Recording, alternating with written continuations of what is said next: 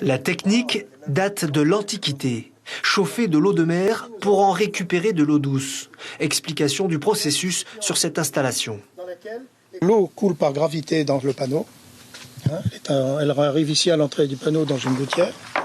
Cette gouttière est connectée à un feutre. Vous voyez le feutre noir qui remplit la totalité du panneau. Et donc ce feutre s'imbibe d'eau de mer. Le soleil chauffe le panneau. L'eau de mer qui est contenue dans le feutre s'évapore. En s'évaporant, elle rencontre la vitre extérieure, qui elle est à la température extérieure, c'est-à-dire aujourd'hui à peu près à 30 degrés. Donc 90 degrés, 30 degrés, qu'est-ce qui se passe? Il se passe de la condensation, vous voyez. Il y a de la condensation de l'eau douce qui se fait tout le long du panneau. Les atolls ont toujours manqué d'eau potable. La commune de Hao a investi 100 millions dans 2 osmoseurs. L'opération s'est avérée être un échec. La municipalité a décidé d'arrêter leur utilisation, défaillant. Leur fonctionnement et leur entretien coûtent trop cher. Bien que l'électricité nous coûte 18 millions l'année, rien qu'en électricité, nous n'avons pas encore discuté des pièces.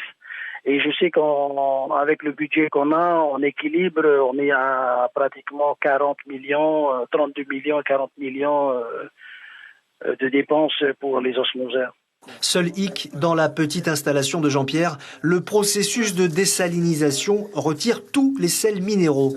Mais il a rapidement trouvé une solution grâce au corail. Il est constitué à 80% de calcium et 20% de magnésium. Donc, en utilisant ce corail et en percolant l'eau, c'est-à-dire en faisant passer l'eau à travers de ce corail, on reminéralise l'eau et on obtient une eau qui répond aux normes de potabilité. L'eau de mer et le corail, 2 éléments en abondance dans les atolls. La petite machine de Jean-Pierre semble être idéale. Des essais sont effectués à grande échelle actuellement à Fangatau.